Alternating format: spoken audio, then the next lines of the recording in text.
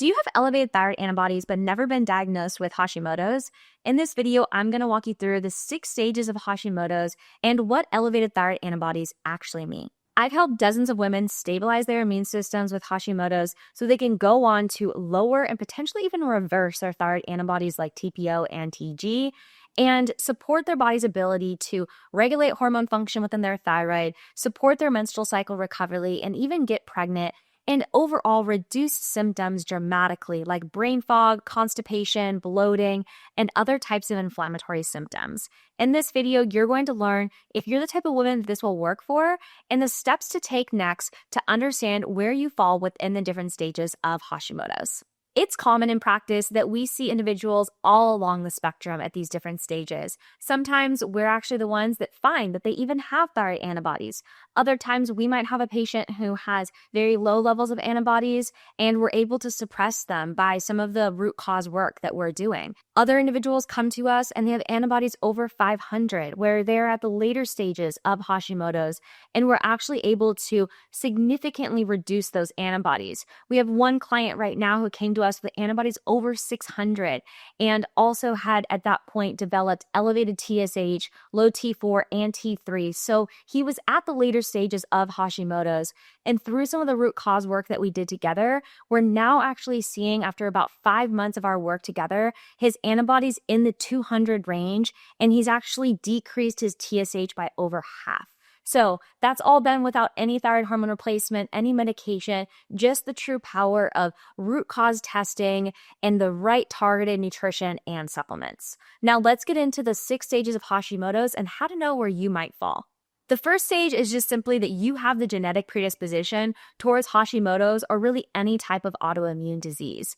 Autoimmunity can be a bit nonspecific. So if you have a direct relative like a mom, dad, or sibling who has an autoimmune disease, you may also have the genetic predisposition.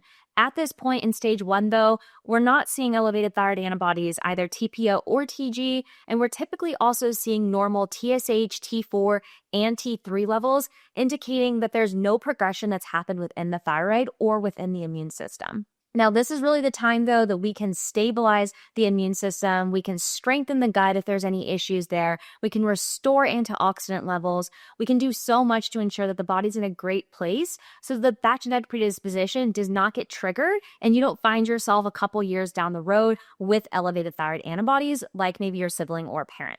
Stage 2 is silent thyroid autoimmunity. At this point, you might see low levels of TPO or TG and or antibodies present, but we're typically not seeing any changes within the thyroid hormone levels. So at this point, there is an immune system activation that has occurred, but there hasn't been enough to actually destroy the thyroid cells and start to impact thyroid hormone levels. This is a lot of times where we catch it for people where they often aren't very symptomatic, and it's only that we find they have thyroid antibodies because that's a normal part of our screening process and also something that we're always going to test for whenever we do a thyroid panel, which is something that we commonly do in practice.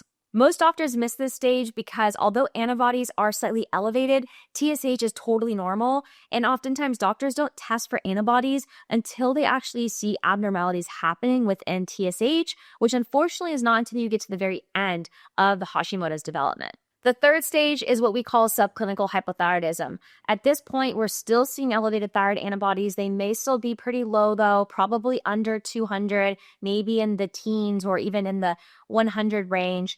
And we're starting to just see some subclinical hypothyroidism, maybe some slight elevations within TSH, not quite enough to where it looks like true hypothyroidism, but you're outside of that optimal range, which we consider between 0.5 and 2.5. So maybe at this point, your TSH is in that 2.9, 3.5 range, and maybe your free T4 and free T3 are still looking pretty decent. There isn't too many drops that we've seen happen here. Within that, we might see your T4 is in the 1.1 to 1.3 range. Your T3 is in the high 2s, maybe even closer to like 2.8.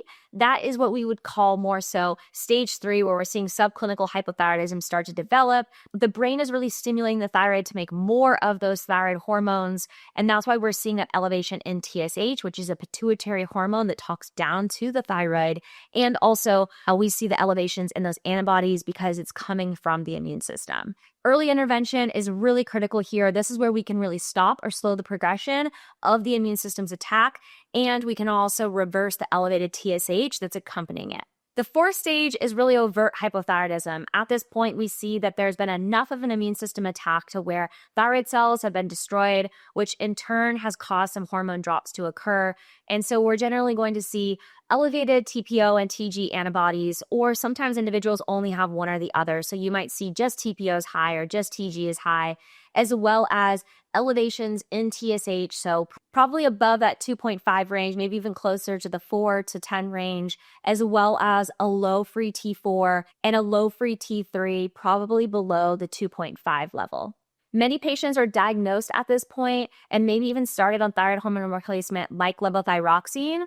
Sometimes people are symptomatic here. Sometimes it takes a little bit more time for progression to occur. But it's usually when we start to see those antibodies jumping up into the couple hundred range that we start to see TSH, T4, and T3 develop. And keep in mind that this can be a process that occurs over several years. So a lot of times when we see individuals where we catch them in the early stages, if we're able to do enough work, we actually are able to prevent them ever getting to this stage. And sometimes when we've had someone that's come to us that's already at stage 4, they may have already been symptomatic for several years, but just had not been diagnosed properly because the right labs had not been tested, unfortunately. Stage 5 is what we call progressive autoimmune damage. This is where the immune system has successfully destroyed quite a bit of the thyroid cells, has significantly started to impact thyroid hormone levels, and because of that, we're seeing a lot of symptoms.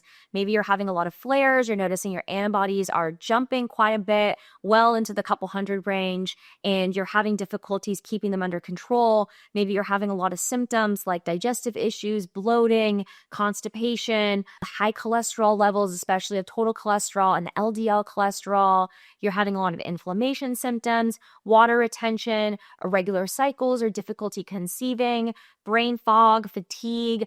A lot of these symptoms are due to the impact that thyroid hormones have on the full body system, like our liver detoxification, our digestive system's production of those stomach acid and bile acid, as well as our ability to make adequate sex hormones. We need adequate thyroid hormones for that process, and even just the overall inflammation that ensues from the oxidative stress of the autoimmune process continuing to brew. At this point is really where root cause work is so essential. If it hasn't already been done up to this point, this is where we really want to calm down the immune system. We want to look at, could there be any infections that have been triggered? Is there something like EBV going on? Is there parasitic infections at play? And maybe even looking at something like a lymphocyte map where we can actually see what's happening within the immune system and if the immune system has lost tolerance or if it's potentially in a hyper overreactive state.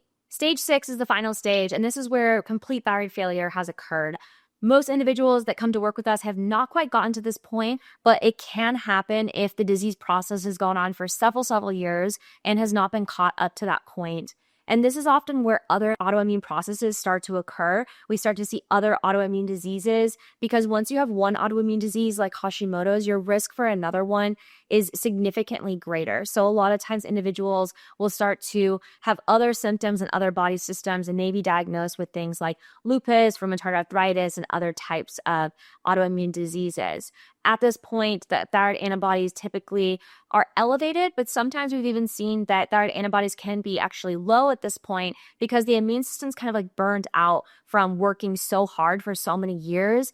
But at this point is when you may be more dependent off of thyroid hormone replacement because the immune system has attacked and destroyed so many thyroid cells that the amount of thyroid hormones that are being made are slim to none. And so at this point, many individuals are on quite a bit of levothyroxine and you're noticing that you feel pretty dependent off of it, we can still see many symptoms occur at this point, even with the high dosage of levothyroxine, because just because you're on thyroid hormone replacement does not mean that those thyroid hormones are actually getting into the cells and tissues that are dependent off of them.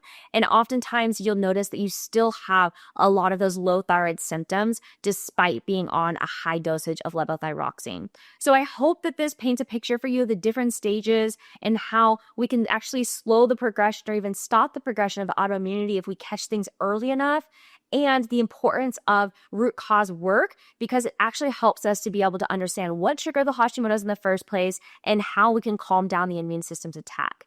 If you'd like to learn more about some of the work that we do and the root cause testing and the treatments, head on over to our website at functionalfueling.com/coaching-page, where you can learn more about our one-on-one program that includes all of these services.